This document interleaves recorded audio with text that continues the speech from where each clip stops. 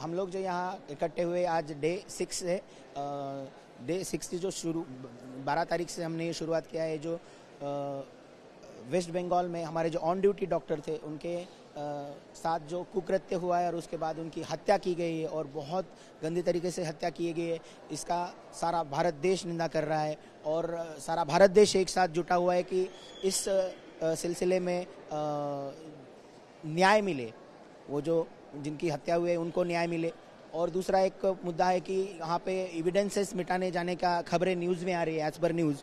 तो जो डॉक्टरों के ऊपर भी वहाँ पे जो लोग अपने जस्टिस के लिए प्रोटेस्ट कर रहे थे, रास्ते पे उतरे थे, मार्च कर रहे थे, साइलेंट कैंडल मार्च चल रहा था जो फीमेल का, जो 14 अगस्त की रात को 15 अगस्त का दिन स्वतंत्रता दिन माना जाता है।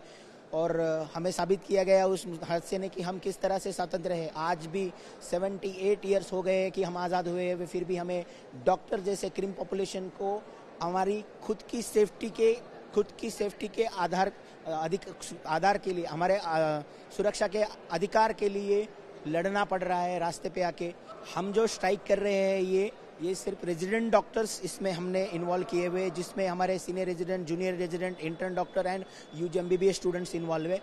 तो इसमें पेशेंट की हमारी कोई गैर सुविधा नहीं है। जो भी ऑन कॉल डॉक्टर्स है वो अपना regular emergency duties including ICUs, any emergencies in the ward, in on call duties in the casualty we are doing, and also the other faculties members are handling our OPD services.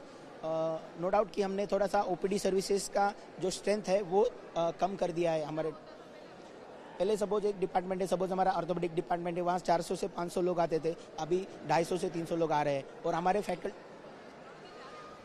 बाकी के patients आ रहे हैं जो, but यहाँ पे हम जब resident doctor strike पे है तो जितने OPD टिकट्स बन रहे हैं उनकी सर्विस पूरी तरह से सेवा की जा रही है और कोई भी इमरजेंसी सर्विसेज हैम्पर नहीं हुई है और ना हमारा करने का कोई इरादा है। हमारा यहाँ लगभग 600 से 700 डॉक्टर इंक्लूडिंग स्टूडेंट स्ट्राइक पे है। सीबीआई इंक्वायरी कर रहा है, क्या आपको लग रहा है कि? देखिए सीबीआई की जांचें चल रही है। जो भी हमारा लेडी डॉक्टर पे अन्याय हुआ उसका केस ऑलरेडी सीबीआई ले चुकी है।